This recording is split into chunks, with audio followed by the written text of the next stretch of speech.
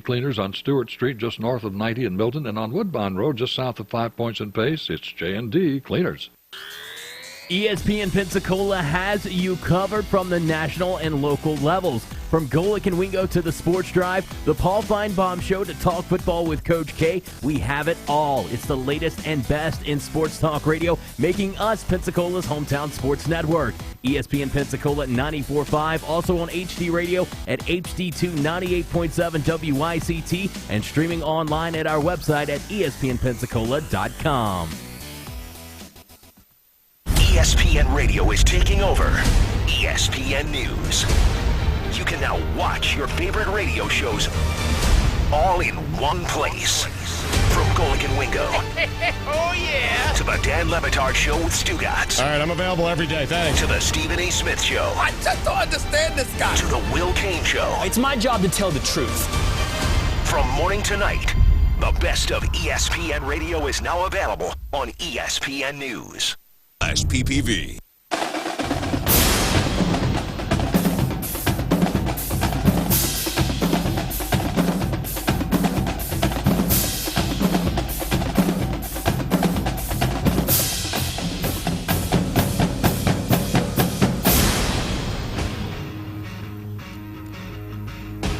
Welcome back. It's been a great show on a Friday afternoon. A lot of conversation about where college football is going. Some amazing responses to our question about attendance. Ira Shafel joining us earlier, Pat Forty from Yahoo. Let's check in now with one of the programs that some people think is part of the problem with the interest in college football because they're so good. Scooby Axon joins us. He has written a piece for SI. And Scooby, thank you very much for being with us. Really glad to have you on board today, and can't wait to dig in because people are tired of Clemson and Alabama, and based after reading your article, they may have a long wait before they're done with Clemson. Good afternoon. Good afternoon. It's great to be with you. Big fan of the show. Thank you very much. So, what I found startling, maybe I knew Clemson was on a roll, but yeah, they've been on this roll without having anywhere near the type of recruiting that Alabama has. Now that's changing. Take us through this last couple of years and how Clemson got to this point, and why very few people, after reading this, believe that they're going away anytime soon. Well, like at the beginning of the piece, I mentioned Clemsoning, which was a term that for years they couldn't get rid of. And then all of a sudden they get this momentum with Sammy Watkins, Deshaun Watson. They start getting on this roll, and you start seeing a culture change. And then all of a sudden this influx of money comes in, and they're building new facilities, and they're starting to get more and more known. And then once they played Alabama, and then the next year beat Alabama, that's when you started seeing this tidal wave of recruits just coming in and wanting to play for Dabo. Now, he just signed that big deal this spring, so he can walk in to any recruit's home and say, I'm not going anywhere for a while. You want to make the NFL? Our staff is not going anywhere for a while. Venables is not going anywhere. Scott is not going anywhere. Tony Elliott is not going anywhere. So this kind of thing appeals to recruits, and they're just signing up like no other. And Scooby, let's be honest, Clemson's not exactly on the main drag. Yes. But it has a reputation of once people get there, they don't want to leave. And the culture, it seems to me to be one of the greatest attractions, the culture of Dabo Swinney, his staff, and the family atmosphere. Yeah, players, coach, and let's just say you have all this talent. And at most schools, if you're sitting behind somebody for 2 or 3 years, it's time to hit the transfer portal. You're not exactly seeing that here. People, they want to stay. They want to win. Even if they don't get that prime playing time, they know once they do step on the field, say their junior or senior year, they can still make an impact, and the ultimate goal is getting to the league. So you're seeing, like this past year, the NFL draft, all these defensive players from Clemson going in the first round. Why wouldn't you, if you were a defensive player, want to go join that? Same thing with Oklahoma. You see all these quarterbacks winning a Heisman, and getting drafted number 1, why wouldn't you, if you was a top recruit, go and see what that's about? I know I would. And what's interesting too, Scooby, in reading the piece in SI is where they're getting these players. You talked about getting a huge impact player, a lineman from Maryland, but it seems like Florida is where they are just. We had a guy on earlier use the word looting. May not be too far from the truth. Yeah, they're just going in there and plucking out these great players from Florida, which puts the other Florida schools on pause. Because remember back in the day where Miami, Florida State used to just conquer all that talent and have a couple of down years, and it allows these schools like Clemson, like you said, it's not on the main drag, to just go in there, have success, and pluck these players in with just all kinds of things. Like, we're winning, they're not. Come on down, and you will make the league. If that's the recruiting pitch, I'm all for it. And we've had this series of quarterbacks, and you allude to some of them in your piece, going back to Taj Boyd, Deshaun Watson. Could it get any better than that? Well, maybe it has with Trevor, and it doesn't seem to be over yet. There's another top flight quarterback in the wind. Yes, we Ungo Lele. We did actually a colleague of mine did a piece on him and his family. He can play baseball if he wanted to. That's how talented that arm is. So once Trevor Lawrence probably will declare in 2021, plug in the next guy, and you will see no drop off. This guy the arm is just unbelievable. And as big as he is, he's listed at 6'4", 245 conservatively. He can move around the pocket and escape as well. So he's just not going to sit back there and pick you apart. He can take off if he needs to, even though he's not listed as your main dual threat quarterback like some of these guys.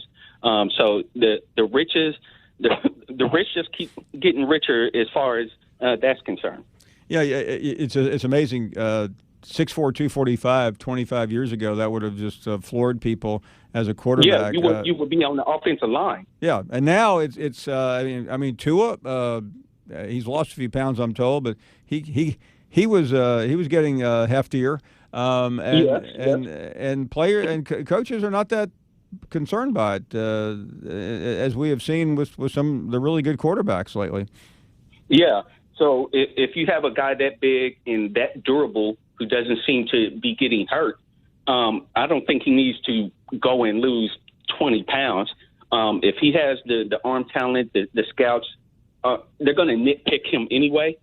But I don't think that's going to deter anybody from selecting this guy if he ends up being successful at Clemson, and there's no reason why he wouldn't be with that coaching staff. But like I said, it's going in there and getting these guys and getting them involved in the culture, saying, hey, you may sit the bench, you may have to redshirt you, but you're going to get an opportunity to play. And once you get in the lineup, we will be successful. And if you weigh 245, you still get to eat. Yes, all the free meals. Hey, Scooby, really appreciate you coming by. This was great fun. Come back soon. Thank you. Appreciate it. Really interesting comment. Scooby Axon from Sports Illustrated. And again, every time we have this conversation, people are tired of Alabama and Clemson, but I haven't heard anything lately that is changing that, because those are the top two schools right now in recruiting. You see Georgia and LSU. Georgia's been there for a few years. LSU is ascending, but the top is remaining the same. We still have an hour and 15 minutes before we close it down for this week. We will get back to your phone calls after this.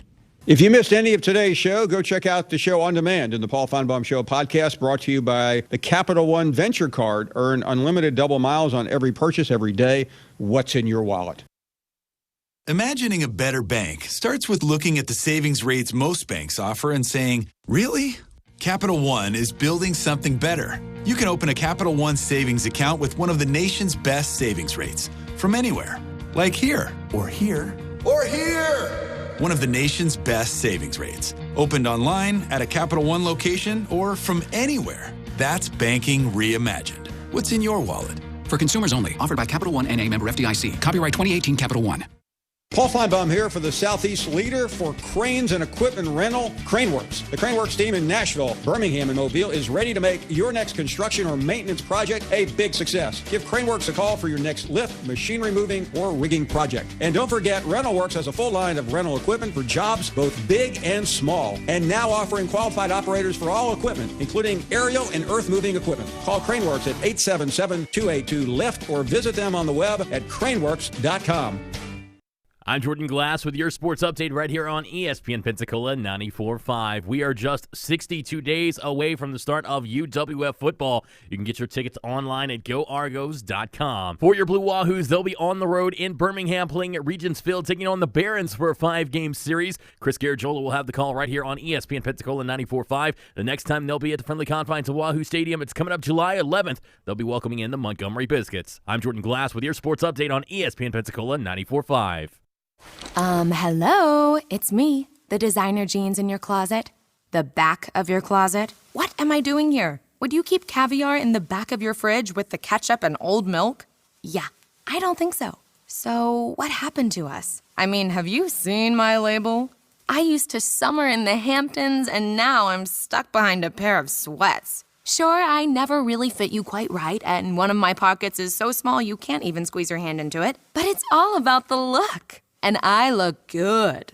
I need to get back out on the scene so I can be seen. You know, going to fancy parties, getting expensive iced coffees, Sunday fun days, okay? So take me to Goodwill, where I can really make a difference. Your donations to Goodwill create new jobs, training programs, and education assistance for people in your community. To find your nearest donation center, go to goodwill.org. Donate stuff. Create jobs. A message from Goodwill and the Ad Council. Today, my new dad and I shot off a rocket in the park. Today, my new son and I failed to shoot off a rocket. He knew exactly what to do. I had no clue what I was doing. We set up the rocket. Hit ignition. And then nothing. Sometimes I laugh when I'm frustrated. Then out of nowhere, the rocket launched into the air. The rocket did get into the air. I've never seen anything fly so high. And then crashed into a kite. Look out! Look out! And then the pond. I'll never forget that day. I'll never forget that day, even if I tried. You don't have to be perfect to be a perfect parent. Thousands of kids in foster care will take you just as you are. For more information on how you can adopt, visit adoptuskids.org. A public service announcement from the U.S. Department of Health and Human Services, Adopt U.S. Kids, and the Ad Council. Hello, sports fans. Miles Bentley here, General Manager at Hill Kelly Dodge Chrysler Jeep Ram in Pensacola. Growing up, I always loved sports. Nothing but net, out of the park, through the uprights. Sink the puck Bentley, that was me. But my love of the game couldn't beat my love for Pensacola and helping folks get on the road of dreams in a new Dodge Chrysler Jeep Ram. Sure, I never went to the big leagues in sport, but we're all pro here at Hill Kelly Dodge Chrysler Jeep Ram. Proud to be in Pensacola. If you're hitting 200 at the plate for the Pensacola Blue Wahoos, life isn't that great. But if you're hitting up 200 before the Wahoos games, things can't get much better. 200 South is your Blue Wahoos pre-party destination. Grab an ice-cold draft with the best selection in town at World of Beer. Relax in the most hoppin' spot at Blend Lounge. Or grab a quick bite to eat at Graffiti Pizza or Taco Aguave before the game. 200 South Palafox in downtown Pensacola. Peanuts and Cracker Jacks are all right, but a slice and an ice-cold draft, now that's a home run. You are a waste, a loser. Everyone hates you. Why don't you just stay in your car and keep driving? I'm serious. Drive until you run out of gas, then get out of your car and walk until you find someone who doesn't think you're dumber than bricks. Could take a while, but at least all that walking might burn a couple of calories. You may not witness bullying like this every day. Your kids do. They want to help, but they don't know how. Visit stopbullying.gov to learn safe, simple ways your child can help stop bullying. Be more than a bystander at stopbullying.gov. A message from the Ad Council. Stop rolling.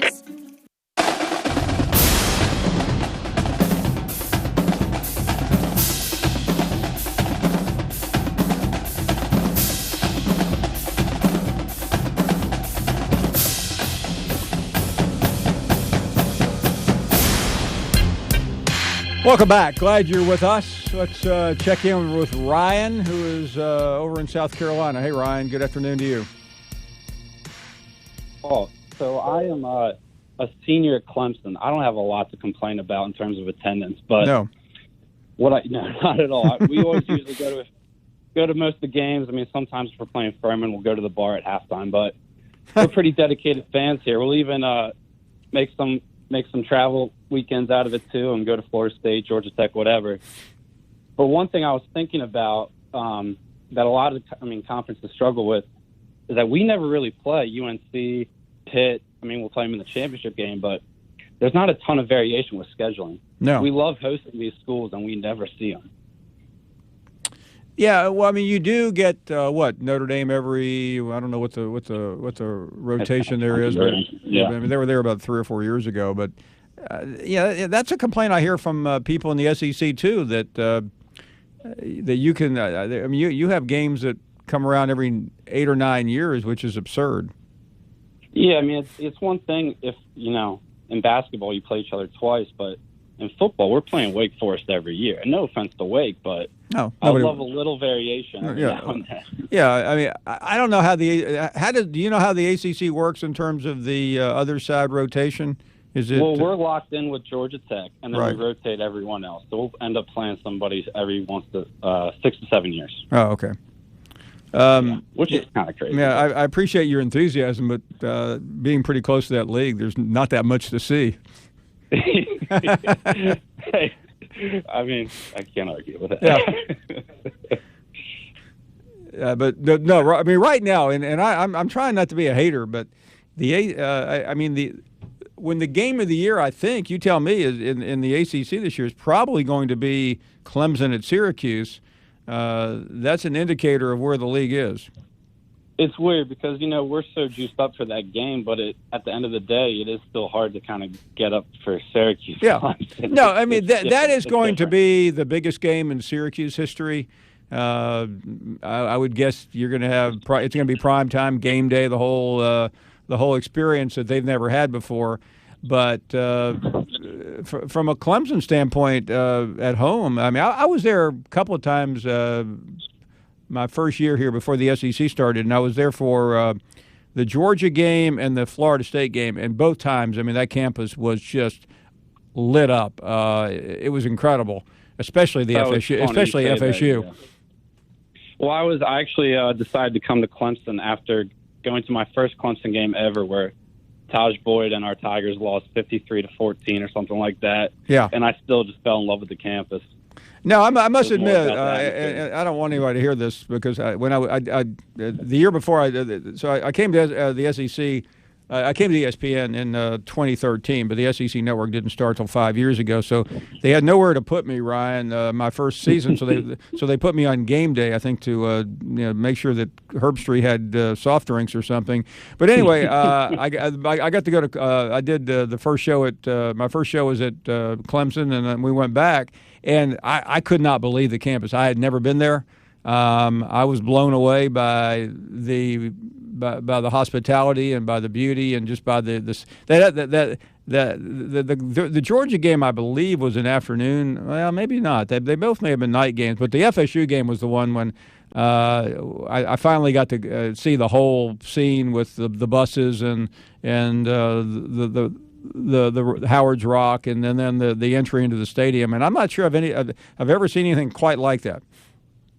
It's special. We're lucky to have it. Yeah. Well, you so is this your final year? Yes, sir. I'll be a senior. Well, there's nowhere you could have gone. I mean, including Alabama, to have a better experience. It's about the same at Alabama. So you've had quite a run in college. Enjoy it. Oh, I know. Thank you. I could have gone to Maryland, but I chose to come out of state. You may. Maryland's a good school. You chose wisely, though. Yeah. Yes, hey, sir. thank you for your time, Paul. Great to have you on. How cool. That is really an interesting comment there. Let's grab Mike in Florida. Mike, go right ahead. Paul, how you doing today? We are great. Thank you for the call. Oh, thank you so much. Before I get started, just saying one more thing about the attendance that's been going on here for kind of the duration of the show. Alabama just can't play Alabama every year, Paul. Well, there's a good and a bad. They don't have to play the best team in the league, but they also don't have the best visitor coming into your stadium. No, they don't. And, I kind of blame the ACC a little bit for, they gave us Florida State a couple years ago. They gave us Louisville, and we kind of had it right there with Duke. So now we're going back to home and homes. Yeah, no. Saban milked that non-conference game, the neutral site game, but I'm worn out with these neutral site games. Oh, I am as well. And now that we're playing all of these home and homes, people are going to say that Alabama doesn't play enough neutral site games now. Well, let them say it. But yeah, anywho, so I'm down here in Rosemary right now, and Paul, are you familiar with 30A? I'm sorry. I tell you what, Mike, don't go anywhere. I want you. Let's revisit this conversation in a minute. We're about out of time. Hold on. I'll come right back to you at the beginning of the final hour.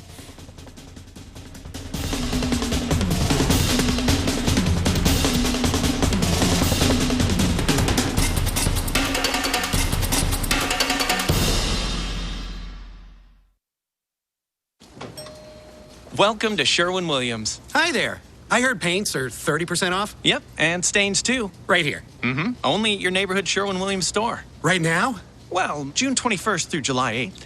Ah, bring it in. I'm a big hugger. It's cool. Ask Sherwin-Williams June 21st through July 8th and save 30% on paints and stains with sale prices starting at $26.94. Only at your local Sherwin-Williams store. Retail sales only. Some exclusions apply. See store for details.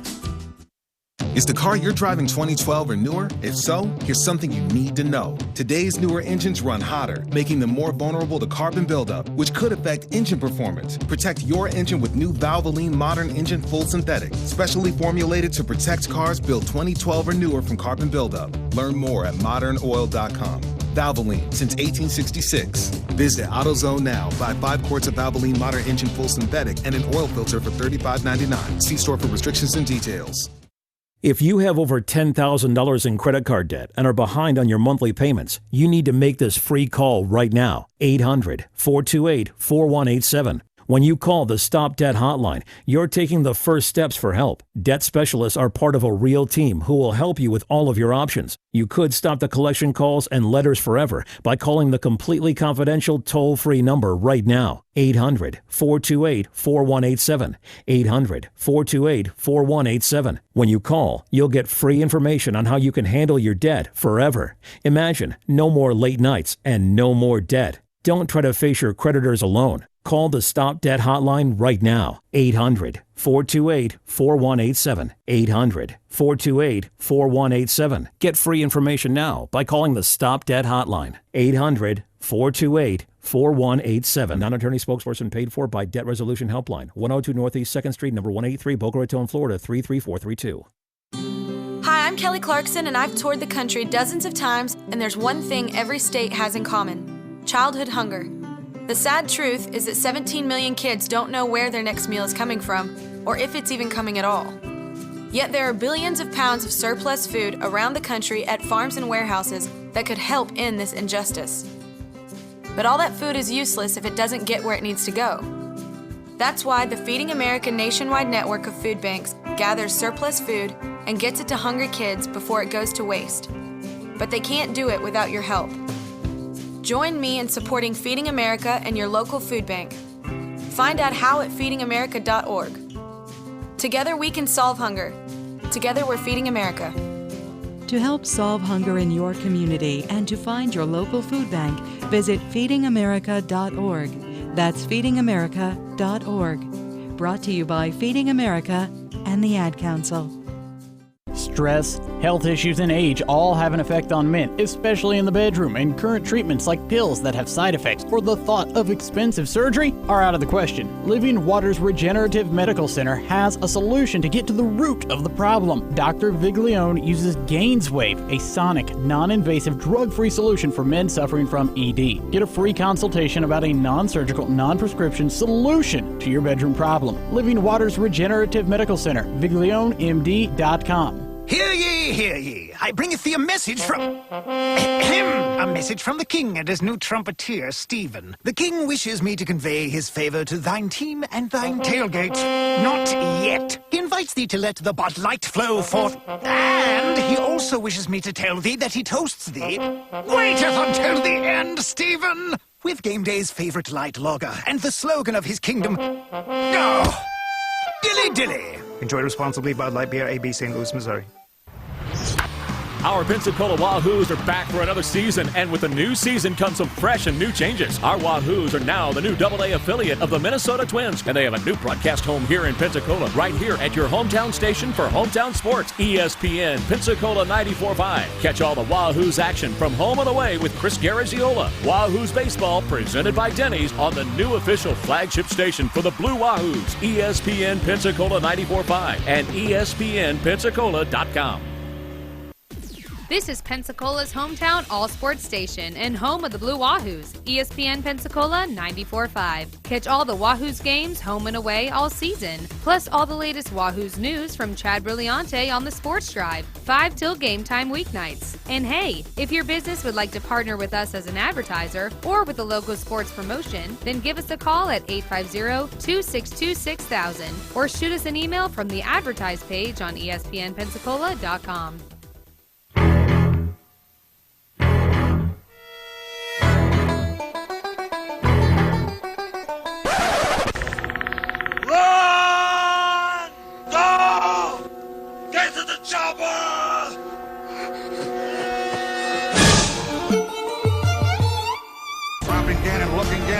Those up on the 10, at the 40, Derek Brooks 30, Brooks to the 29, 20, Derek Brooks all the way, touchdown Tampa Bay, Derek Brooks, the dagger's in, we're going to win the Super Bowl. Bubba Watson is wearing a green jacket, and this time his name is Bubba. Pitch on the way, Russell drives one in the air, deep left center, that's back near the wall, it's got a chance, grand slam, Addison Russell. The new WBA heavyweight champion of the world, Roy Jones Jr. And Richardson breaks free on the sideline, end zone. How about that? Bama scores on a 34-yard touchdown run by the Doak Walker Award winner, Trent Richardson, who broke a lot of Emmett Smith's records back in Pensacola, Florida. And these them Louisiana, Pensacola guys, they looking crazy and all that. Morris, blocked by the tight end Paul. That opens up the door. Breaking the Cambridge tackle. To the pylon. Touchdown. Really nice effort there by Alfred Morris, extending that ball over the goal line. Near side ball is that big game. Doug Baldwin's got a first down. And Doug Baldwin, 93 yards, now has back-to-back 1,000-yard seasons. Reggie Evans, and he's going to get an ovation. Guy from Pensacola, Florida.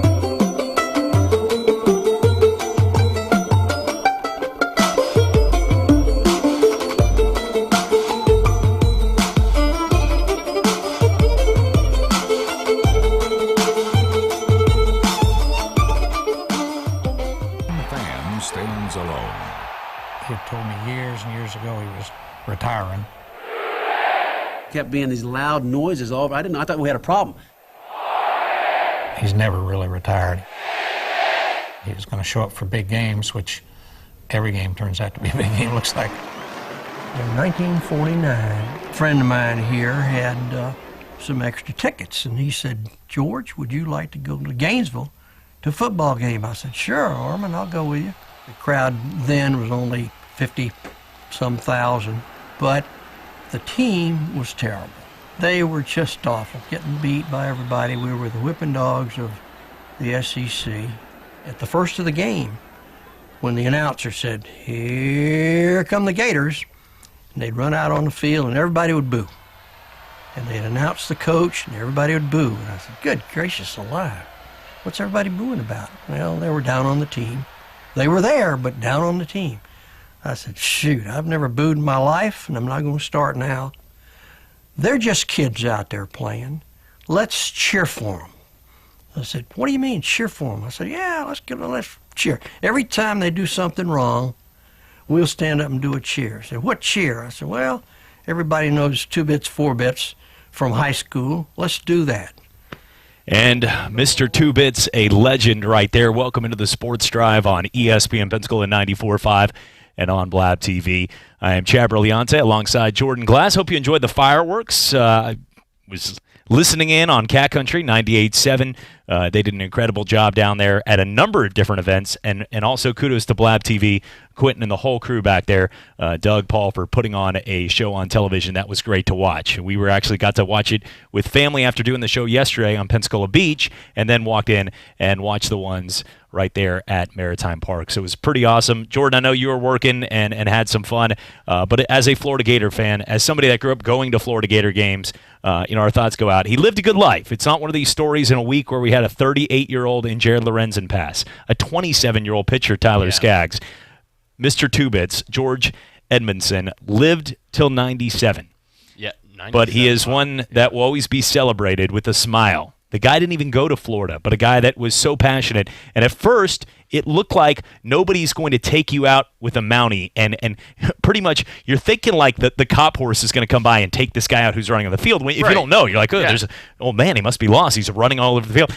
And you realize 2 bits, 4 bits, 6 bits, $1. All for the Gators, stand up and holler. And I'm not a Florida Gator, but growing up in a Florida Gator household, having the whole family here this week of Gator fans who, like I said, thank God it was UF and not Florida University, because my dad would trim UF in our hedge bushes, and Florida University wouldn't look as good to our neighbors there. Who's this guy that's going to call me FU? When it comes down to it, I'm telling you, Mr. Two Bits was a big part. And every team has their tradition. Yeah. Hottie Toddies or Woo Pig Suey or Rammer Jammer or Yuko, the War Eagle flying around. And you know what? Chance of Rain Never, na na na na na na, and everything. Going over, seeing Mike the Tiger in his cage. Everything about different schools, Giggle Maggies, the cannon that goes off, and we don't have to understand it, just have to respect it.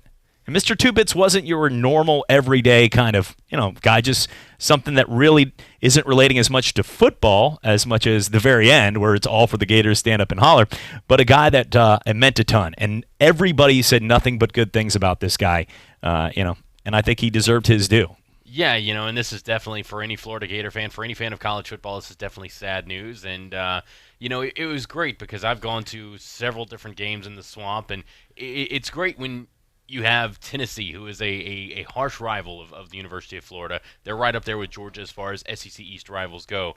But when 2 bits happens and you hear Tennessee fans go, that's actually pretty cool. Yeah. It's actually a pretty cool tradition. When Mr. Two Bits would do it on the field, and it was the original Mr. Two Bits. Now, obviously, they do a celebrity guest every week. Yes, whether it's Steve a guy Spurrier, like Danny Warfel or Chris Steve Collinsworth. Yep. We may even see Tim Tebow do it eventually sometime in the future, especially now Dan Mullen's the head coach. That would tie that together. So, it's still special. But it had a different feel when he was on the field doing it, because he is the one that started this tradition.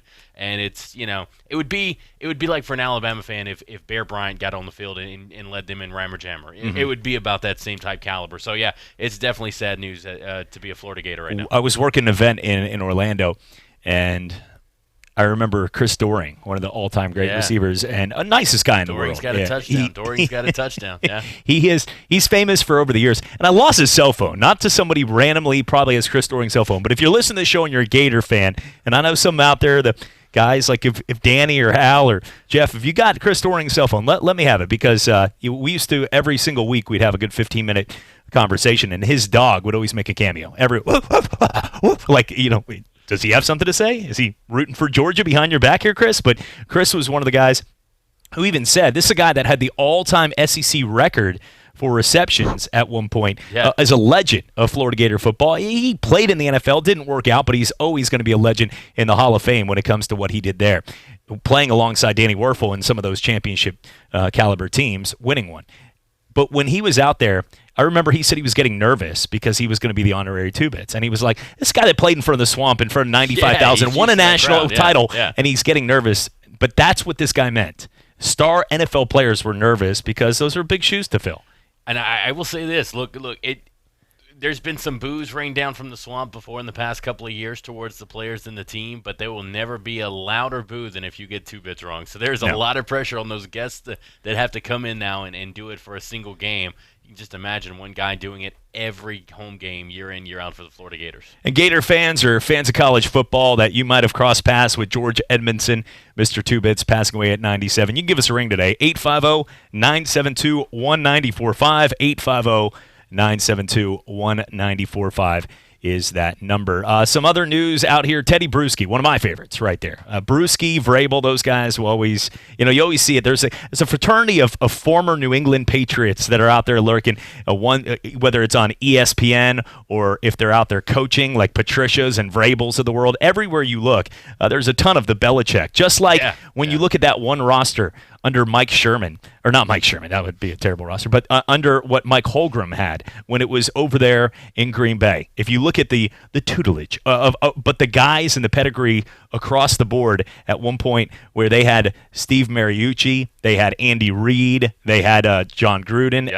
There was a list of about 9 or 10 coaches on one staff. Yeah. Just sort of like the Cleveland Browns, who have suffered, Jordan, have at one point in the early 90s had Belichick and Saban on the same staff. Yeah. That's pretty sad, the Browns' misery. And on the same staff, you had Nick Saban and Bill Belichick, probably the two greatest coaches of all time, respectively, with Bear Bryant in their sport. And it's ironic because you're talking about how Belichick has his coaches spread throughout different places in the NFL through broadcasting and in the coaching ranks. It's the same way in the SEC with Nick Saban. You've got guys like Jeremy Pruitt. You've got Kirby Smart. You've got Jimbo Fisher, Will Muschamp. There's 4 right there that served under Nick Saban. Yes. And, so there's a similarity between those two guys. So it's very, very confusing to me why the Cleveland Browns struggled with both of those coaches on the same staff.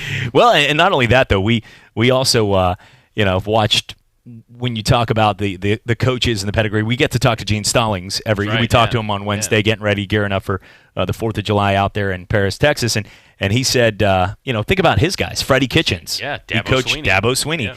Jeremy Pruitt, Tennessee coach. There's Billy Napier. He's got a list of about 8 or 9 guys himself that he coached when he was at Alabama, and maybe weren't the best players. Everybody was like, man, that Dabo on the 93. No, not too many people talked about that. However, it was one that will always be what he's accomplished, because Dabo Swinney is setting his own goal. And here's the thing. Everybody wants to relate to when Nick Saban's gone. First off, it's Just for Men. Don't let him fool you. He's 67 years old. The Little Debbie's diet and the Just for Men is not going to last until he's hip replaced, though, so he's fresh in that area. Yeah, the Bill Schneider jazz music in the headset, walking the sidelines on your own field until, like the Crypt Keeper, is not going to last forever. And Bill Schneider was great, but sometimes you need to hang him up. I mean, there comes a point where you want to see your legendary coaches. When Joe Paterno, and this is before none of the Sandusky nonsense, we're not going down that path, but when Joe Paterno, remember, he had to run across the sidelines because he may or may have not done something inside his pants. And it was a moment where it was just like, this is a legend, and you're watching a guy run across the field to get before halftime to probably change gear. And it was, and that's, you don't want to see that for your legends. And a guy like Nick Saban, I don't think, but he doesn't, just like we were berating Chris Sims' list, which it deserved to be, because he had Tom Brady number 9, and he had Drew Brees number 10. He had Cam Newton and Deshaun Watson and these guys ahead of them as best quarterbacks. And if anybody actually walks up, even the most biased Houston Texans fan can look me in the eyes and say, I would rather have Deshaun Watson leading my team than Tom Brady or Drew Brees.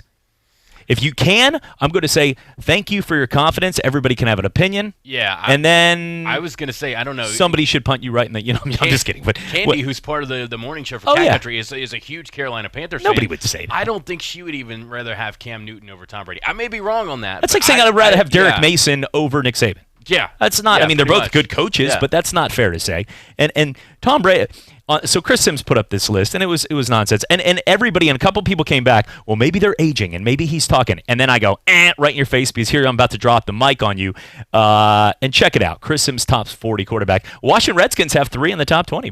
Top 40. There you go. Dwayne Haskins, Colt McCoy, and a one-legged Alex Smith, I think. But overall, it's funny because you look at that list, and Case Keenum's there this year too. So, but if he was going to make the point, they're getting older. Big Ben Roethlisberger was 3 spots ahead of Tom Brady and Drew Brees. And the thing is, he showed signs of dropping off last year, declining. And here's the thing about them getting older. I'm sorry, you take a look at all the quarterback single-season records that could be broken this year. There's only 2 quarterbacks that have an opportunity to break them, Drew Brees and Tom Brady. I'm not buying into they're getting old.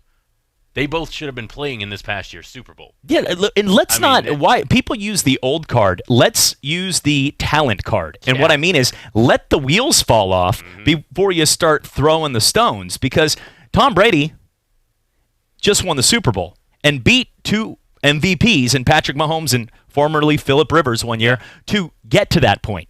Drew Brees deserves like 0.25 of the ring anyway because of the con artist that happened right there with the worst call in the history of the world in New Orleans. And then on top of that, he just broke records. He was one of the best passers in all the league last year. He was the leading in stats in the second half of the season, and he showed no decline. Him and Michael Thomas's relationship was better than ever.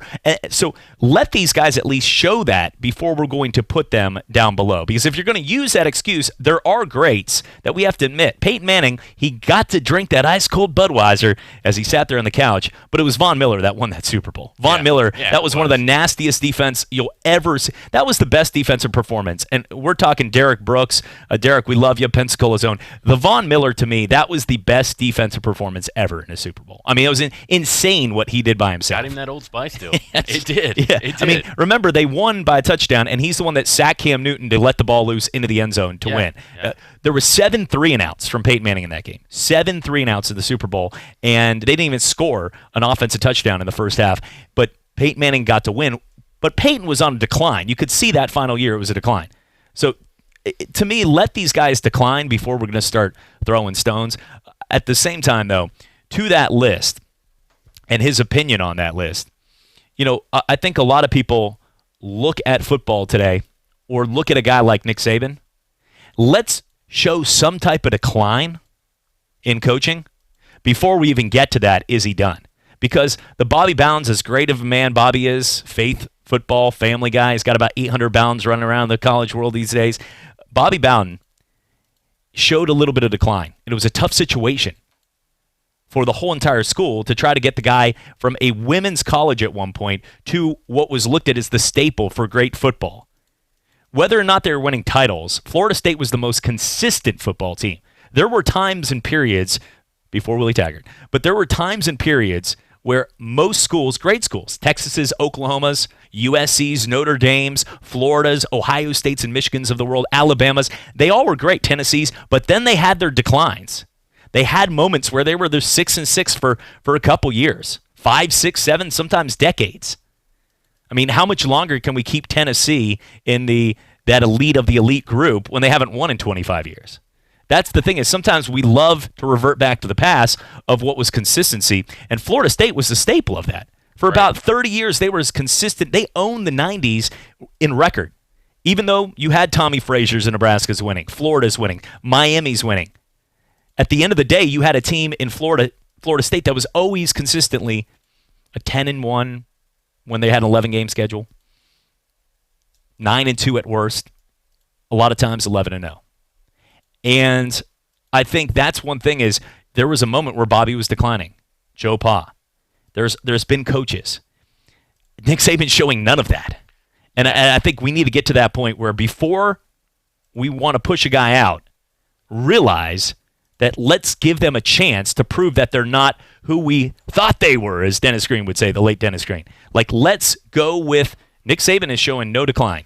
And at this point, he's recruiting his people around him, and he's doing it with new coordinators year in and year out. So, yes, he might be 67, but I'm giving him another 5 or 6 years, at least. Yeah, and I can remember the Outback Bowl. It was, I believe, it was Urban Meyer's last game or close to his last game there at Florida, and or one of his last bowl games when he was going to retire. Yeah, when they played Penn State in the Outback Bowl, and fake retirement party. Right. And I remember he actually had to run the majority of the length across the field to meet Joe Paterno for that handshake because Joe, he couldn't make it across. He couldn't even make it to the hash marks of the field. So, yeah, we're not seeing that from Nick Saban. Nick Saban's the guy that will beat you across the field, and then he'll yell at the sideline reporter in a post-game interview after they win 52-0. So he's still got some fire in the tank, and I don't expect him. Look, if Nick Saban is still coaching 10 years from now, I would not be surprised. I really wouldn't. One of my dad's friends, there was one guy that said, I believe it was my dad's friend. This conversation was like 3 a.m. in Vegas, so it could have been anyone actually. But could have been Lenny Kakua. It could have been. I was going to say it could have been nobody. But I remember somebody saying to me, I do remember this part of it. I don't know what you look like, sir, or anything, but I do remember that they said I remember he was a booster of the Florida Gators. Because Florida fans do travel. That's one school. I mean, you get Gator fans everywhere. There's Gator fans out there in Las Vegas. They got a huge in Denver, Colorado. I mean, they got a lot. It's a high capacity. Yeah. But when it comes down to in Vegas, I remember sitting out there and the guy said, I sent Urban Meyer and his family like a champagne, a really nice bottle of champagne, like congratulating him on the national titles, and said, enjoy your retirement. And he was like, you know what? I sent back a letter a few days later that said, give me back my thing of champagne. Because when he was on ESPNU and then he came back and I was like, I want my champagne back. You better not have drank that. You didn't retire. Brett Favre's retirement parties. After like number 17, everyone's like, yay. Like, I'm not getting him a gift this time. Honey, I'm not getting him a gift. We've got to go to that again. Look, he's just going to get drunk, get on the stage, and say he's going to play for the Titans. They're starting to call it Tuesday in Hattiesburg when the retirement party's right there. But when it comes down to a guy like Nick Saban, let it be a decline first. And for a guy like Dabo Swinney, I think Dabo wants to write his own script, and he's doing it. Look, he's won 2 of the last 4 national titles. Alabama's won 2 of the last 4 national titles. They've done it 2 different ways, though, and I think that's the great thing. Pending injuries, Sunshine and Trevor Lawrence probably has 2 more years, with Justin Ross for 2 more years, which is scary for everybody. Even though that defensive line lost pretty much the entire first round of the draft, they're still going to be good enough to come back and win. And Trevor Lawrence is a special kid. He is. I mean, that guy, the way he got better every single week, because the first game was not easy. He got injured. Yeah. He looked bad against Syracuse. They almost lost that game at home to Syracuse. And from that point on, he was in go mode, and there was nothing anybody could do about it. Did you notice something after that Syracuse game, though? He started stepping out of bounds instead of trying to tightrope down it, though. He learned his lesson, though. Yes. So. I remember coming in on the Monday, and we were talking about with the show, and we were saying, and people were, the headlines, did they let Kelly Bryant go too soon? And everybody was like, well, Kelly Bryant should be back. Yeah. Enjoy Missouri, but you're not Trevor Lawrence. I can remember Twitter the minute that happened during the game. People on Twitter were like, well, Dabo's going to have to run into the locker room real quick, make a phone call, get Kelly Bryant down to the stadium. So, the freezing cold takes. That's a fun Twitter follower, by the way, freezing cold. It's just people saying things, and clearly Stephen A. Smith's on it, like talking about Hunter Henry and his career when he's retired. Skip Bayless is great about that. When you get fake people and they con into the stories and they retweet somebody that's a fake guy, fake Adrian Wojnarowski's been crushing people on Twitter lately. You got like pro people, a CNN guy like retweet. He had no business being in sports. But, got me the other day. I was scrolling through and it said Kawhi Leonard's heading to the Kings, and I was like, whoa, wait, what? One time I've been fooled, and it was I did a story, started it, and the guy's looking at me like a guy getting hurt in the Alps. Remember those things with they were going with Adam Sandler and everybody? Yeah. It was like a player, and real quickly I said the headline, and I think it was George Brett or someone like that gets in major accident in the Alps. And I'm like, George Brett, one of our famous, he's hospitalized in the Alps. He was skiing this week, and it was like, no, George, I saw George. He's in the Bahamas, dude. He's right here. He's in studio. But no, when it comes down to Dabo Swinney, I think everybody wants to assume that he's going to Alabama. I think he's going to write his own script, at least until that paycheck gets really, really big and Brent Venable decides to leave as well. Because he will take the cash eventually. They all eventually will want their own. He can only be the defensive coordinator everybody loves for so long before he will want his own cash.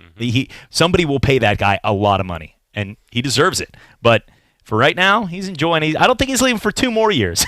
that might be okay. Ride it as you got it, and that is a slogan, not just in sports. When we come back, we're going to talk a little more about what's going on here in college football, and also going to stop by maybe or maybe not a little quick hitter with the Don. Coming back for more right here in the Sports Drive.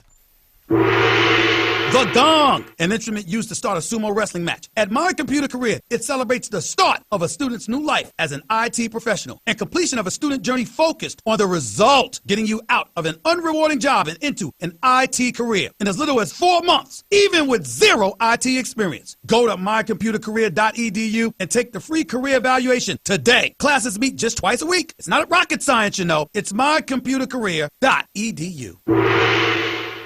There's a lot going on right now, and broadcasters are on the ground covering all of it, bringing you the weather, the traffic, and breaking news, all while entertaining you 24 hours a day. Someone needs to tell you what's going on around the world and in our hometowns, and that someone is us. We are free radio. We are always there. We are broadcasters, your home for Pensacola sports, ESPN Pensacola 94.5. Imagining a better bank starts with looking at the savings rates most banks offer and saying, really? Capital One is building something better. You can open a Capital One savings account with one of the nation's best savings rates from anywhere, like here, or here, or here. One of the nation's best savings rates. Opened online, at a Capital One location, or from anywhere. That's banking reimagined. What's in your wallet? For consumers only. Offered by Capital One N.A. member FDIC. Copyright 2018 Capital One. He was a star quarterback at Pensacola High, played alongside Gator great Steve Spurrier, and rose up the ranks to become head coach of the Buffalo Bills. Now, he's talking football on ESPN Pensacola 94.5. Coach K brings football to life year-round. The teams, the players, and the front office. Talk football with Coach K every day at noon on your radio. And Coach K live on Facebook and YouTube at ESPN Pensacola 94.5. New Shell V-Power Nitro Plus Premium Gasoline is engineered with 4 levels of defense against gunk, wear, corrosion, and friction. It's sort of like having ninjas protect your engine. That helps keep your engine running like new. New Shell V-Power Nitro Plus Premium Gasoline. It's fuel for thought in engines that continuously use Shell V-Power Nitro Plus Premium Gasoline. Hello, sports fans. Miles Bentley here, General Manager at Hill Kelly Dodge Chrysler Jeep Ram in Pensacola. Growing up, I always loved sports. Nothing but net, out of the park, through the uprights. Sink the puck Bentley, that was me.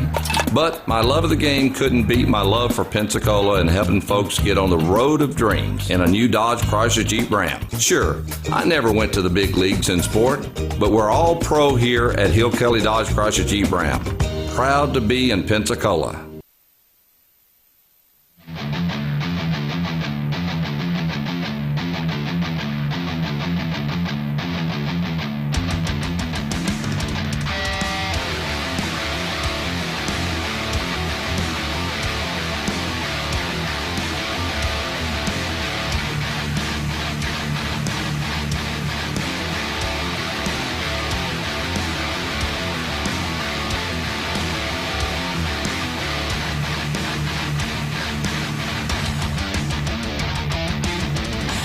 And welcome back. Sports Drive with you right here on ESPN Pensacola 94.5. Summer League basketball caught me off guard today in Vegas. It was on this afternoon, which if it's in Vegas, they're starting that one off. That puppy is like 9 a.m. Bacon and eggs and in bed watching that one. Forgive me for this because I know for the longest time we were pulling for a team in this league, but is that the G League? Is that summer basketball? Is that what the G League is, or is that? Yeah, see, no, that was. This is why Pensacola needed the G League team, so we would know when. It's the development. It's the summer league of guys like sort of trying to make the team. Okay. No, we didn't get the G League, and I believe the destination was. Did it end up going to Shreveport? It went to Shreveport, yeah. Okay, so they got the G spot. They were the ones that got the spot yeah. for the G League. Yeah. Okay. I just want to make sure.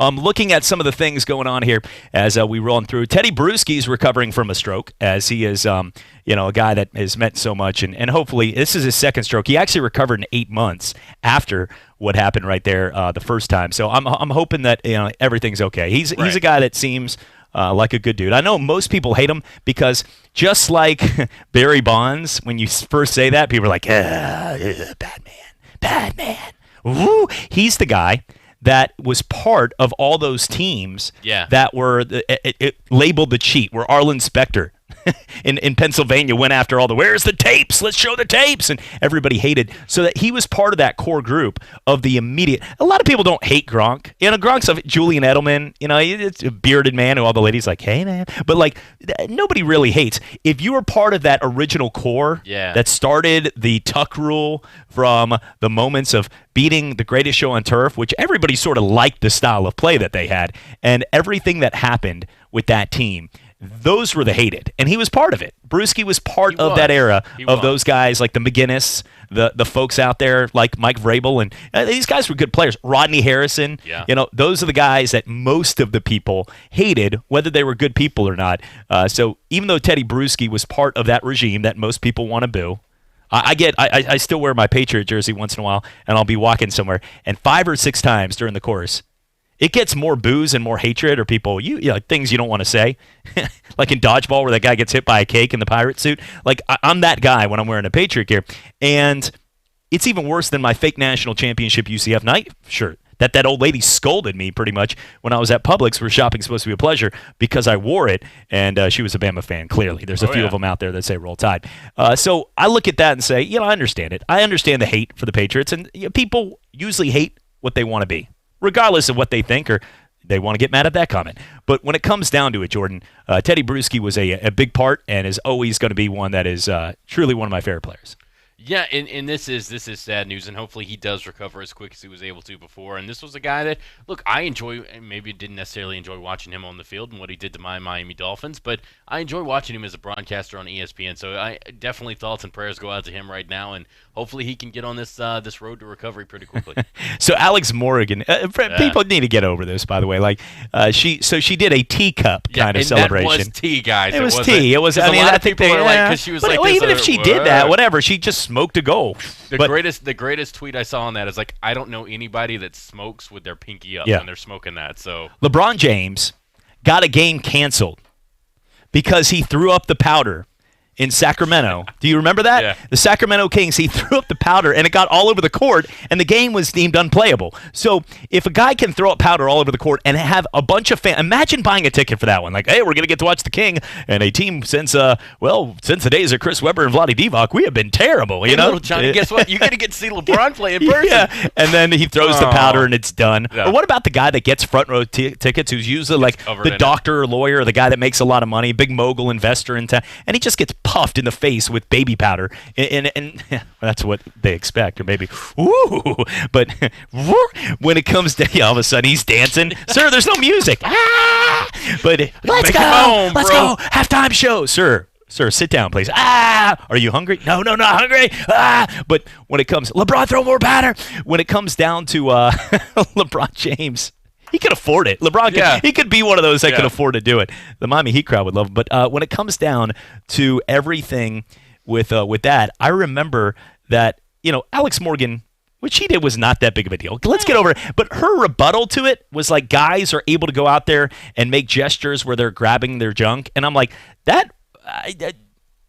I want to be like, Alex, are you watching the same sports? You know what I'm saying? Like, are you watching Tijuana cockfights? Or are you watching? There was a couple of players that would. Marshawn Lynch had that thing where he would dive, backwards into the end zone and grab that area. But not really. That doesn't happen as much as you made it out to be. The one that I've had to ask my wife is more.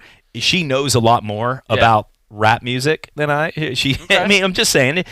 Wayne Carter, Little Wayne out there. We know a lot. I mean, she likes it. That's great. I like rap music too. Yeah. But at the same time, I remember that I had to ask her things like when they're eating, they're getting fed. Yeah. You know what I'm saying? Like I'm sitting there, so I'm like, why is this guy eating porridge? Like every time they get a hit in baseball, why are they eating porridge? And like I'm an old man. I'm 34. I should know these things. I'm not hip. Those cards in, man. Yeah. Mid-game, I didn't know who Post Malone was for like a month, and people were like, dude, what's wrong with you, dude? I was like, where is he? I can't. He's like, it's the white guy with the tats. So I was not looking for him. Single-handedly keeping Budweiser in business. Him and NASCAR. So I like his songs, by the way. But when it comes down, when the little girls are like, oh my God, he's so hot, and I'm like, what, that dude? The homeless dude? Have you heard that? They're like, oh my God. I'm like, what kind of standards are we setting?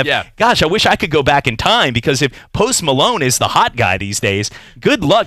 Kids out there, bravo, because you all now have a shot. Excuse me, just hold on a second. Just let me just... I went to school with Kate Upton, didn't even realize it. Large school, but like people, if Post Malone is what the ladies are loving these days, kids, if you are homeless right now or a junkie on the streets and not a good looking person, you can date the 10. You can date the top model, apparently according to standards of kids. But get back to what we were talking about, Alex Morgan. Yeah. I agree with her being like, come on, this is a two-way street. This is ridiculous. Same time though, she didn't have to go down a path of like guys are all grabbing their. That's not how I see most people. Like I said, the porridge is more of what I see than that. So to each is their own. And speaking of Alex Morgan and a fan of all female athletics and sports, I had a chance to sit down. May or may not have stopped by the studio with the Don, President Donald Trump. And here's a quick little hitter for you here. We've been sitting down, we've been playing some 2-minute clips, and this is a little more on what you're going to get out of our conversations. Go back a little, and when we both back in the 50s used to do a lot of real estate investments together. That never happened. But we did sit down, Jordan, and talk a little. Here's a little bit of the Donald Trump clip right here. All right, after having some fireworks yesterday, we got more today. The President of the United States, Donald Trump, kind enough to make some time for us. Hey, Donnie boy, how's it going? Remember the first time we met? I made a joke. What did I say again? What was that? He referred to my hands. If they're small, something else must be small. I guarantee you there's no problem. I guarantee it. So I know your golf game's been on par of late. We got a lot of good golf courses in the area. I hit a ball 280 yards. Stand up. My club champion. Stand up. Do I hit the ball good? Do I hit it long? Is Trump strong? Huh? Who are you telling to stand up? And where's this applaud coming from? A radio studio? What's happening here? So the United States will be taking on Mexico for the Gold Cup in soccer. It was us, Mexico, and a lot of countries that you could probably buy. I'm really rich. Hey, I'm just a sports radio guy. You mind throwing me a couple dollars? I don't think so. I don't think so. It's worth a shot. What do you think of this matchup and our opponent, Mexico? I love the Mexican people and their spirit, but the country of Mexico is killing us.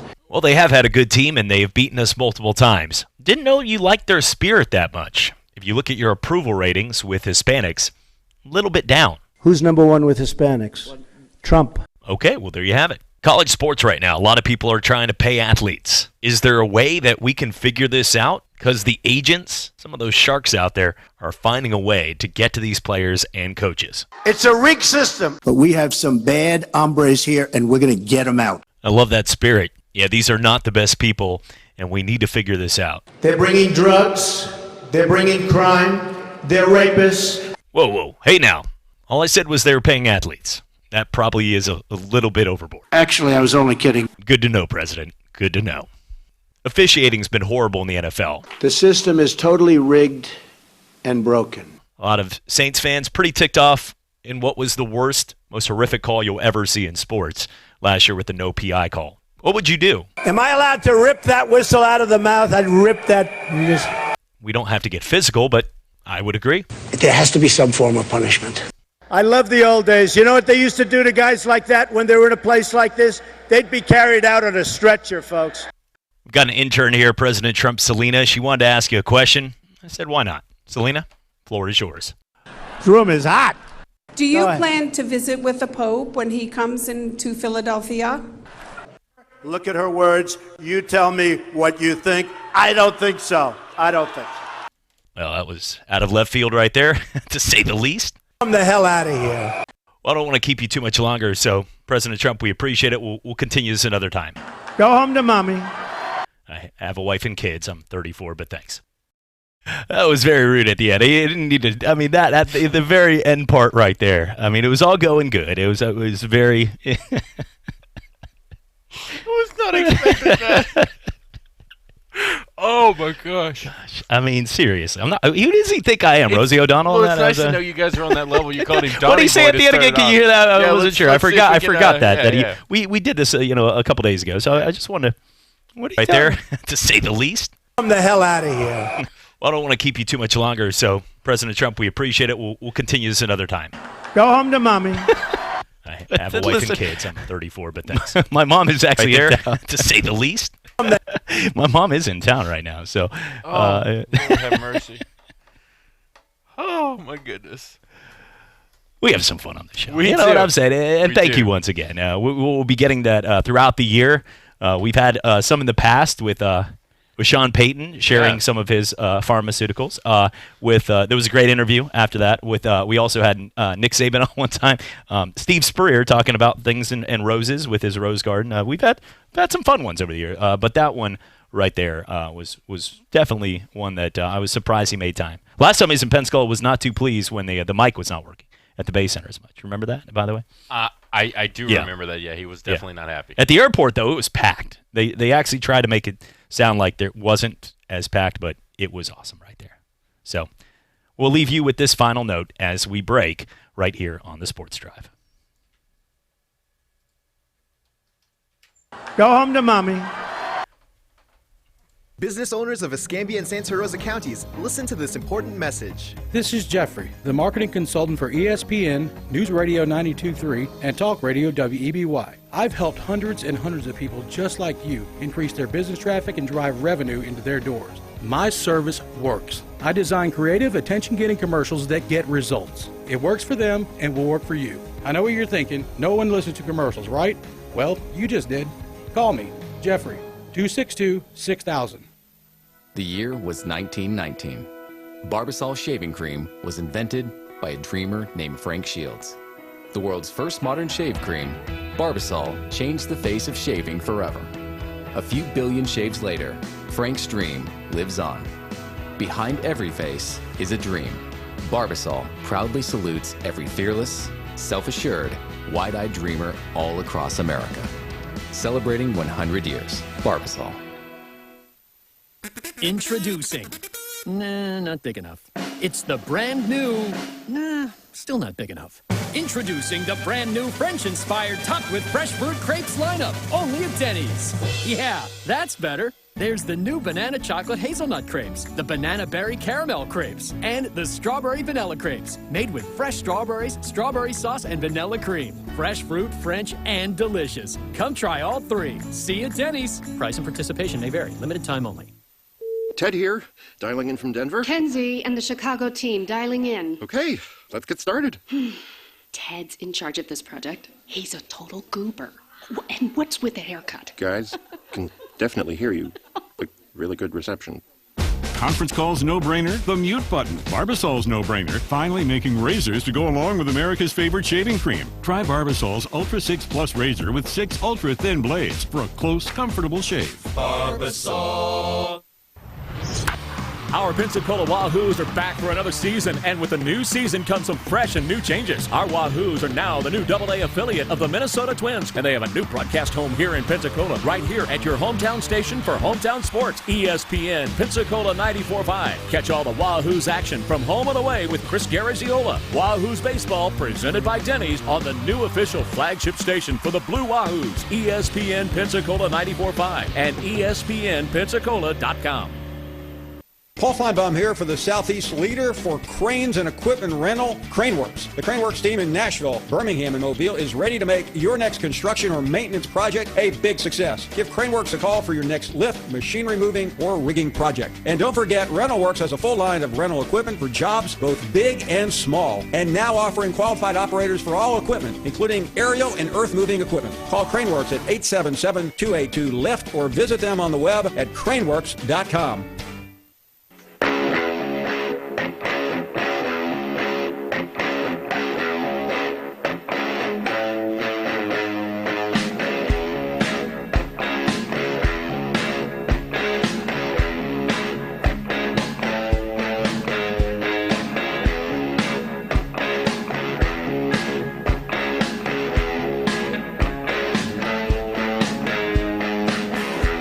And welcome back, Sports Drive with you right here, ESPN Pensacola 94.5 and on Blab TV. Chad Berliante with you here alongside Jordan Glass having some fun. 850-972-1945 is the number to be part of the show here, as Women's World Cup will be this weekend as the United States big favorite over the Dutch. Yeah. Looking to get that one done. Very polite fans. I feel like a game between like the Netherlands and Canada would just be everybody applauding everything. You know what I'm saying? Like, just high five. Just everybody hugging it out. High five, guys. High five. But I'm telling you, it's going to be exciting. I think we've already eliminated the competition. The biggest of the threats to me. England was the one that was big, and then obviously Spain, and then what we saw in a game where, frankly, it should have been tied. in that game against England. I mean, they reviewed it and they got it. We'll take it. God bless America on that one. But very close. And then the penalty kick, which was a makeup call. That was not a penalty in the box. But I think everybody was like, you better give them something, another shot. Because people I heard in that country care a little bit about their soccer. Couple pints at the bar in England to watch it. And they actually know they're female soccer players. What I mean is, like, we know Alex Morgan and Rapinoe and all these, but they actually live and breathe the roster like us talking about Kawhi Leonard and folks like and LeBron James. They know. If we went to downtown Pensacola tonight and filmed one of those, did a Facebook Live on the Facebook page for ESPN and did the thing that Jimmy Kimmel does, he'll pull people off the street to show them pictures and have them guess who it is. If we did that with Team USA, they would probably know who Alex Morgan is. They'd probably know who Rapinoe is, but then that'd be about it. If you saw Rapinoe's picture to the people downtown, I think most people would, ain't that girl un-American? That's the first thing. That would be no, I mean, she has her own ways that I don't agree with, but it doesn't make her un-American. She's playing for I don't think it's un-American to play for the United States women's soccer team. You know what I'm saying? If she didn't believe in anything America stood for, that might have been the wrong pun I stood for. But if she didn't believe in that, she would have nothing to do with the national team. You know what I'm saying? If she was right. So she has her own beliefs, and I don't agree with them. But at the same time, she is a good soccer player, and I'm glad we have her. There's some people, the old suck it up. Look, you don't have to enjoy. I don't have to. I think Bill Belichick in our room, he would probably be like, all right, are we done here? Next. Your jokes are corny. I don't like you. Bye. I don't think it would probably last very few. Bill Belichick and I, personality-wise, probably wouldn't click. But God bless him for being the coach for the Pats. I'll take every single. Yeah. I don't think a lot of people would click with him personality-wise. But we're wrong to Cleveland. But you'd take him in a second to be your coach. Yeah. So Megan Rapinoe being we need her. we needed her, and her missing that game against England was huge. So you know what? Anybody that has a problem with her being on Team USA, go home to mommy. That's right. Actually, I was talking. We had the whole family over there yesterday. My father-in-law, he made a great point about, President Trump, if he just stayed off Twitter, how different people's view would be. Because a lot of people, the things he's doing, they get lost with the attacks, the Twitter attacks. You've never seen a president that's going after people on the social media web like they're kids in high school. 85 to 90% of the stuff that people have an issue with is stuff that he's tweeted. And it might actually be higher than that. And that's why if you just stuck to the values and the person, he's a good business person. I mean, he's the only guy, I don't care who you are, that could hang out with Kim Jong-un or besides Dennis Rodman. Him and Dennis Rodman, because they're both celebrities. Other countries love the celebrity status. Yeah. They look at him as not only the president, but the apprentice. You're fired. Those kind of things. NBC, the things he did. That's the difference. Is he is a celebrity, and then he's also the president. And that's something for the other countries that nobody else would get invited to and have that shot. So, the whole Twitter thing. And look, we got 92.3 and WEBY. We got two stations that cover politics. So, but I'm not getting into that. I'm just saying. I'm just going to say this when it comes to politics. Stallone 2020, because nobody's messing with a country whose president is Rambo. Just going to throw that out there. That's right. And if you want great political talk, News Radio 92.3 and also WEBY right here, having two great stations and great people too working. Yeah. I enjoy. I've actually learned a lot. Listen to Andrew in the morning. Listen to Bridget. And anytime I actually wake up, the first thing I see. And Nick Stewart. First thing I do when I wake up in the morning, he's like, what the? No, is Facebook Live. He's got his show going on. He does a great job. But, no, they all do a great job and enjoy it. Looking at some of the big things going on in sports right now, I'd say the home run derby versus the slam dunk competition. We're gearing up, and they're going to have some big boppers. It looks like some of the guys that we expect to see out there are going to compete this year, where it looks like, I believe, Bryce Harper announced that he's going to do it. I believe so. Okay. I'm not. All right. I got to double check that, but I believe. And on top of that, you got Cody Bellinger, some of the big names. Bellinger's just crushing everything. He had 2 home runs yesterday. I mean, everything that guy sees. I can understand Bryce Harper being in it because they say that competing in the home run derby usually has a decline on your performance in the second half. You can't get any worse than the way he's played in the first half, so why not go ahead and see if you can win an extra $1 million for the year? Not like he needs it, but maybe it might spark something with him offensively for his bat there in Philly. Well, I want to double check because I'm looking here to make sure that the roster is participants. Here we go, making sure to because Come on. What is this? I click on the participants just to double check it. I know most of them. I saw them yesterday, but come on. They gave me a video. I don't have time for this. I just clicked it and I got a pop-up for a video. But the home run participants, you got Josh Bell. He's going to be on it. And then you have Pete Alonso from the New York Mets is a guy. That guy looks like the bad guy in movies. Right. Who's like, kid, throw me another ball. Rah! I love. Have you seen the video of Joey Chestnut going around to different Mets players asking them if a hot dog is a hot dog or a sandwich? I love Pete's answer because he actually fits the mold of what he looks like there. He just stares him down and goes, "It's a hot dog. Yeah. It's its own thing." And he's so annoyed by the question. But he is actually my favorite to actually win the home run derby. He's a Gator, too. Yeah. I think he's a beast. That guy, it's either going to be him or Vlad Jr. Guys have freak talent. Yeah. And Manny Ramirez probably had the most underrated freak talent. People didn't understand that. I saw Manny Ramirez throw a bat basically out of the ball with one hand and hit a home run over the monster. But he was one of those guys, you just looked at him as like fun-loving Manny, but the guy had power. He had strength that was Christian Yelich, too. I mean, Christian Yelich it doesn't look like he's ever lifted a weight in his life, and the guy's hitting opposite field 430-foot home runs. And he is the favorite part of that Brewer mascot that gets to go down the slide every single time Christian Yelich is up. He's like, yes, I'm ready. All right. So the thing with Pete Alonso, though, he's the kind of guy where he takes opposite field home runs like Aaron Judge does and Giancarlo Stanton, just bombs him into the upper deck. Yeah. I mean, this guy is a freak. He's not going to win the home run champion. I mean, he might this year, but he's just one of those freaks of nature, how far he can hit the ball. Josh Bell in Pittsburgh is really coming on as well, and looking at it. I'm not seeing anything with Bryce Harper. They conned me into having the picture. It said, take a look here at our home run derby coming up next week, and it was a picture of Bryce Harper, and he's not even, I believe, participating in it. So I like we do have Acuna right there. He's going to be in it, so I'm pretty excited about that. And we'll keep an eye on the participants right here if I did not get 15 pop-ups.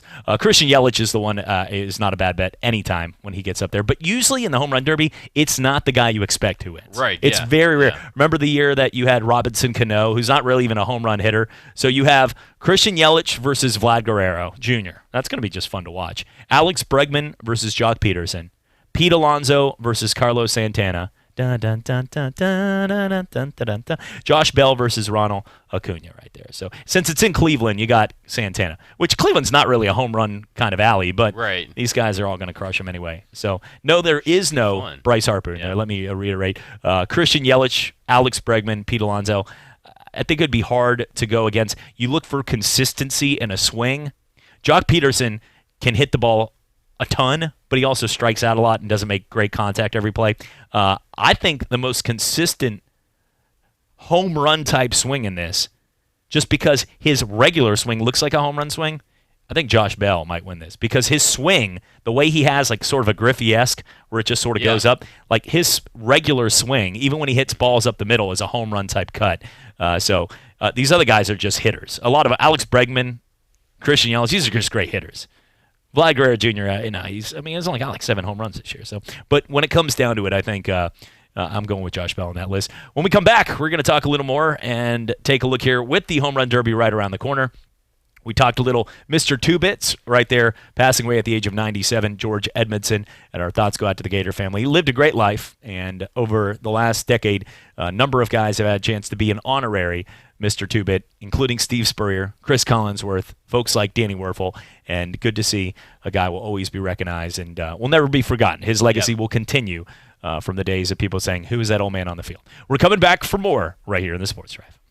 Here are the ESPN Pensacola 945 contest rules. You can win one prize per household per contest in any 30-day period, unless specified by individual contest rules. All prizes on ESPN Pensacola 945 are non-transferable, non-redeemable in cash, nor exchangeable for any other prize. ESPN Pensacola 945 prizes must be redeemed within a 30-day period of winning, and you must be 18 years of age or older to win. For a complete list of rules, visit ESPNpensacola.com. experienced truck drivers. Are you looking for a better work-life balance? At Schneider, the options are endless because you can choose from 38 types of driving jobs, from regional to local, from OTR to intermodal, from dedicated to LTL, and more. Personalize your driving career to fit your lifestyle. Along with all of the different types of driving jobs, you can also pick from over 50 different dedicated accounts. Learn more about all of the options for drivers, and then you decide. Find it all at SchneiderJobs.com. That's SchneiderJobs.com. ESPN Pensacola has you covered from the national and local levels. From Golick and Wingo to the Sports Drive, the Paul Feinbaum Show to talk football with Coach K, we have it all. It's the latest and best in sports talk radio, making us Pensacola's hometown sports network. ESPN Pensacola 94.5, also on HD Radio at HD2 98.7 WYCT, and streaming online at our website at ESPNpensacola.com. Pensacola Beach isn't just a sun-soaked white sand paradise. It's also the best dance floor in 50 states.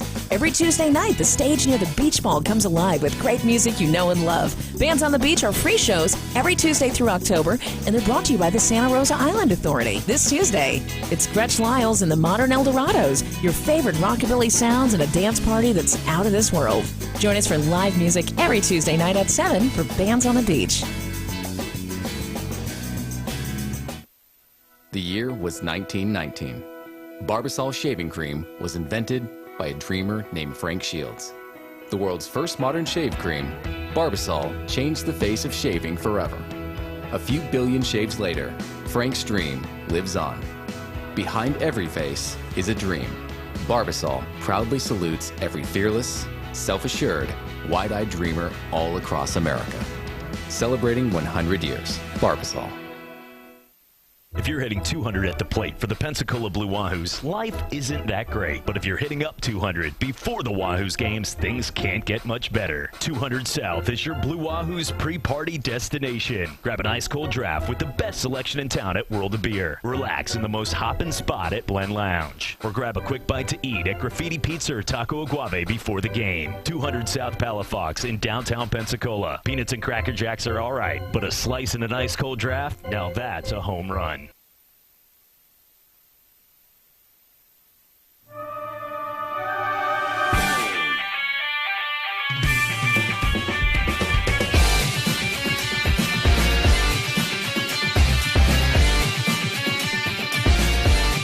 And welcome back. Sports Drive with you right here on ESPN Pensacola 94.5 and on Blab TV. Glad to be with you here. Tonight we got Blue Wahoos baseball for you, so we'll send it out to Chris Garagiola in Birmingham after we get done with tonight's show. Looking at some of the other things going on here today, the Atlanta Braves, I was watching them last night, and top to bottom, they've got a roster of just good hitters now. There's a difference between being a power hitter. Like the Yankees lineup just has huge, nasty goons that can hit the ball.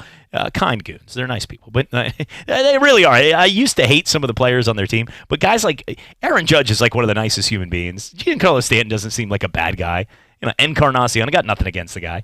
They're not bad. Aaron Hicks seems all smiley and happy. Like these guys, I like DJ LeMahieu a lot when he played. He's just a good, rugged second baseman who hits .320. Is one of those rare guys that has power, but looks to the team first with an on-base percentage of .400 compared to wanting to slug it out of the park. And I look at all these guys, and I still there's the hate here. Didi Gregorius, Pensacola, Blue Wahoo, one of the famous Blue Wahoos. But, man, it just is one of those kind of things where I got it. I mean, the hate is in the heart still when you're a Red Sox fan. Jordan, it's like you could sit there and it's like with Florida State. Even though Willie Taggart seems like an all right dude, you enjoyed reaping the benefits of what was a horrible season. He seems like a great coach and a great guy right now. Yeah, you're the biggest fan right now. You're loving Willie right there. Sign him to a 10-year max deal. Let's do it. Started with Willie. Yeah. You can't spell Willie without one W and two L's right there. Right. But I'm telling you, when it comes down to the Braves, I think this team, it wouldn't be bad right now. I still believe the Dodgers are winning all, but it wouldn't be bad to go after the Braves now and put some money in Vegas for them to win the World Series. Because if you get Dallas Keuchel starting to pitch like that Cy Young, he's not pitching as well right now.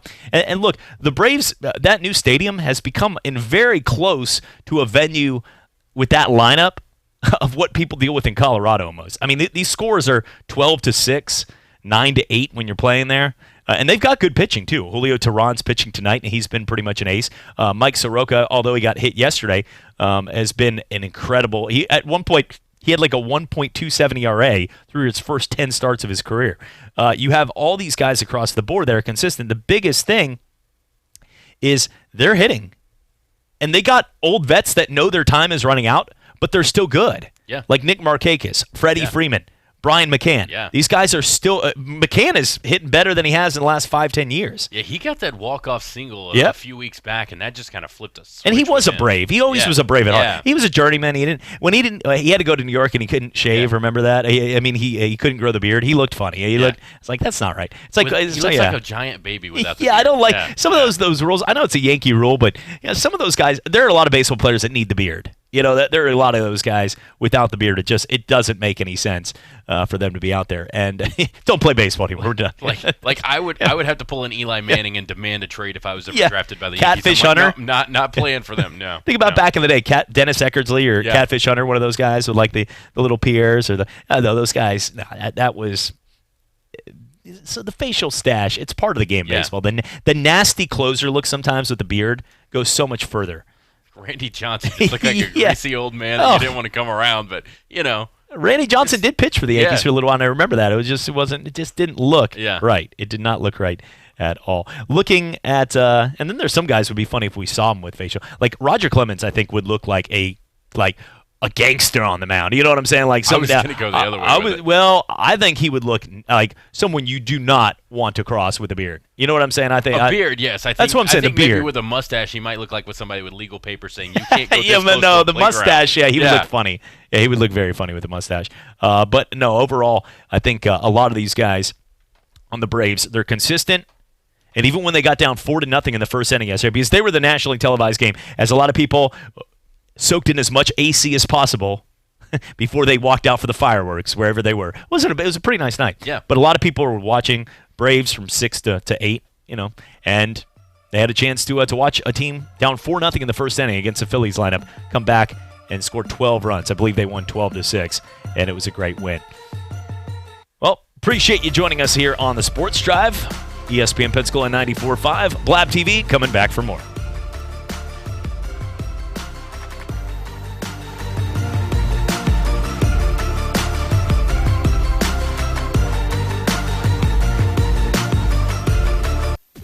This is Pensacola's hometown all-sports station and home of the Blue Wahoos, ESPN Pensacola 94.5. Catch all the Wahoos games home and away all season, plus all the latest Wahoos news from Chad Brilliante on the Sports Drive, 5 till game time weeknights. And hey, if your business would like to partner with us as an advertiser or with a local sports promotion, then give us a call at 850-262-6000 or shoot us an email from the advertise page on ESPNpensacola.com.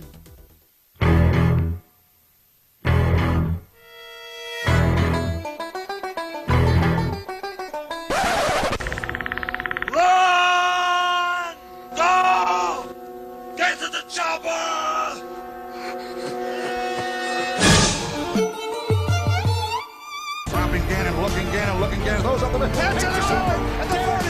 Derek Brooks 30. Brooks to the 29. He's getting Derek Brooks all the way. Touchdown Tampa Bay. Derek Brooks, the dagger's in. We're going to win the Super Bowl. Another Watson is wearing a green jacket, and this time his name is Bubba. Pitch on the way. Russell drives one in the air. Deep left center. That's back near the wall. It's got a chance. Grand slam. Grand slam, Addison Russell. The new WNBA heavyweight champion of the world, Roy Jones Jr. And Richardson breaks free on the sideline. End zone. How about that? Bama scores on a 34-yard touchdown run by the Doak Walker Award winner, Trent Richardson, who broke a lot of Emmett Smith's records back in Pensacola, Florida. And these them Louisiana, Pensacola guys, they looking crazy and all that. Morris, blocked by the tight end call. That opens up the door. Breaking the coverage tackle. To the pylon. Touchdown. Really nice effort there by Alfred Morris, extending that ball over the goal line. Near side ball has had a big game. Doug Baldwin's got a first down. Doug Baldwin, 93 yards, now has back-to-back 1,000-yard seasons. Reggie Evans, and he's going to get an ovation. Guy from Pensacola, Florida.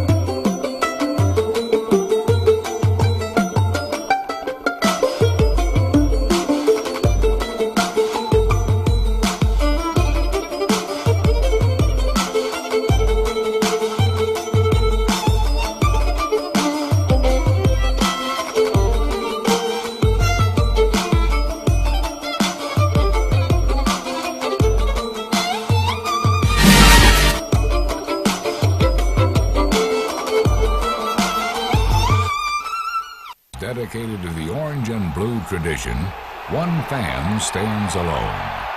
He told me years and years ago he was retiring. Kept being these loud noises all over. I thought we had a problem. He's never really retired. He was going to show up for big games, which every game turns out to be a big game, looks like. In 1949, a friend of mine here had some extra tickets, and he said, "George, would you like to go to Gainesville to a football game?" I said, "Sure, Orman, I'll go with you."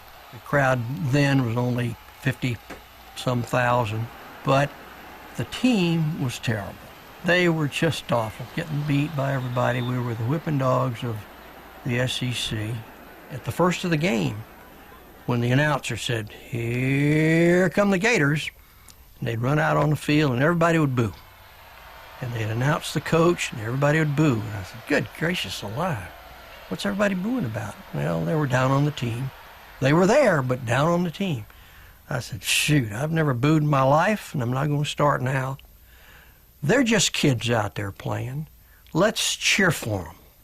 I said, "What do you mean, cheer for them?" I said, "Yeah, let's cheer. Every time they do something wrong, we'll stand up and do a cheer." I said, "What cheer?" I said, "Well, everybody knows 2 bits, 4 bits from high school. Let's do that." So lo and behold, they would fumble, and I'd say, "Okay, gang." I get 5 or 6 people sitting around me, on the count of 3. Go 2 bits, 4 bits, 6 bits, $1. All for the Gators. Stand up and holler. We'd all stand up.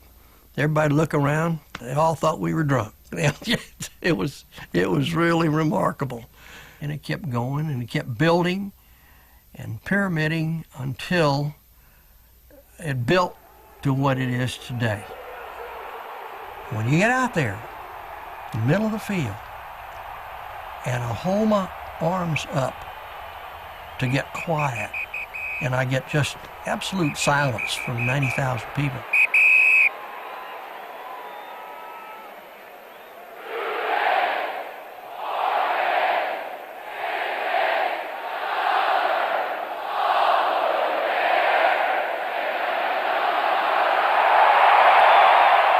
People want to know what I get out of doing this. I do not get free tickets, and I don't get free parking, and I don't get paid, simply because I wouldn't have it any other way. If I was being paid some way, then I'd be really obligated to do what I'm doing. And what I do is from the heart. Mr. Two Bits has cheered on many great players and coaches over the years. But one coach's drive for...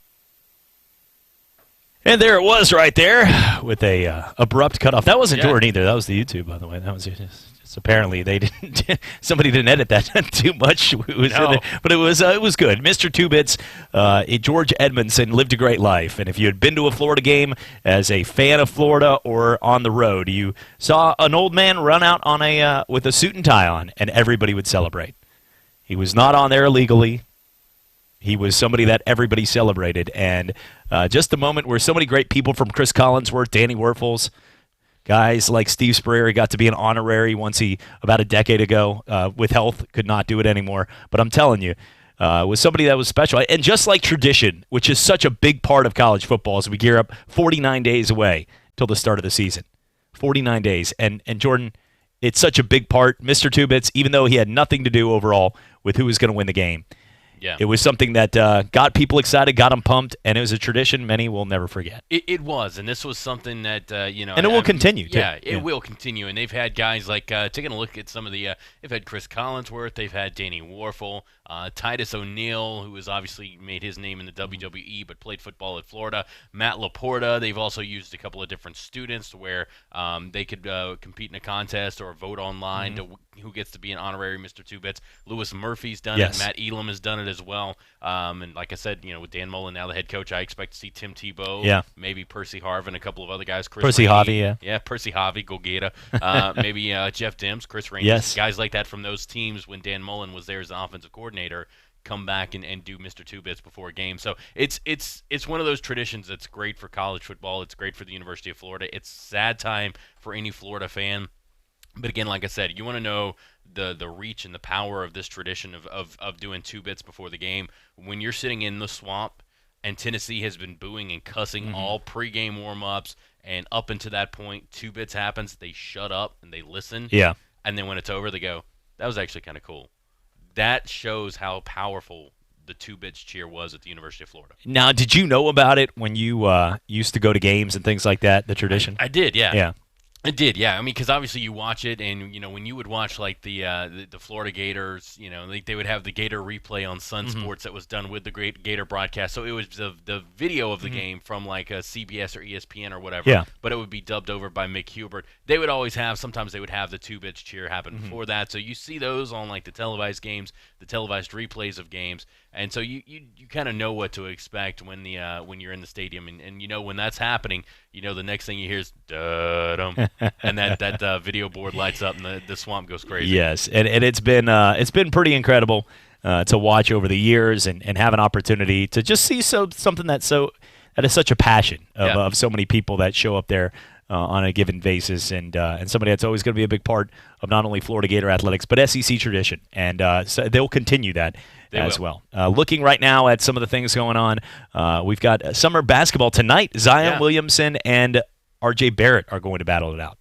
And that's going to be fun. So the Knicks and Pelicans will be battling it out. The Knicks are just crossing their fingers going, RJ, please don't get hurt. You're basically our only team. Yeah, you're the team. It's true. I mean, if you look right now at a lot of the, I guess you can say, the talent that is out there in college football, and then you look at the talent that is in college basketball. Yeah. And a lot of people in college football, they have to prove themselves when they get to the next level. A lot of good stars get cut. Like Khalil Mack was a great pick, but it wasn't a given that he was going to be incredible. A lot of those, I mean, think about how many first-round busts there have been. The Courtney Browns, the guys, Tyson Jacksons, big defensive linemen that have never panned out to do anything. As a Dolphin fan, Deion Jordan never did anything after being a top 10 guy. You can even throw Dante Fowler into that category as a guy who was expected to be the next big defensive lineman in the NFL coming out of Florida. Went to Jacksonville, had one good year, goes to L.A. You don't really hear much from him. So, there's definitely been a lot of busts. Yeah, and I think in college basketball, we know, I mean, they might not live up to the hype of being the greatest of all time, where some of these people are putting Zion. Yeah. But that Zion Williams is going to be a freak. I mean, and he has a chance here. So that's why a lot of times people always wonder, football is a bigger sport. Why aren't more agents getting to players? And they are, and Church might, randomly with nice stained glass windows go up in Georgia. Things happen. But overall, when it comes down to a quarterback, imagine you have to wait first off 3 years. So when the agents are talking to a DeAndre Ayton, who some will say, well, he ain't getting paid. He did. But when at the same time, DeAndre Ayton was going to be a star. He was going to make that money. Yep. So for everybody that says with Ayton, you knew that this 7'1" guy was going to get paid, and he was the number 1 pick. And I don't know, I mean, only time will tell. You got to give a big man a little bit of time to adjust. Sometimes when shooters get out there, they've got their stroke. They're going to score. Like Trae Young. Yeah. Trae Young didn't change Atlanta or the culture, but he was going to get his points, and he has.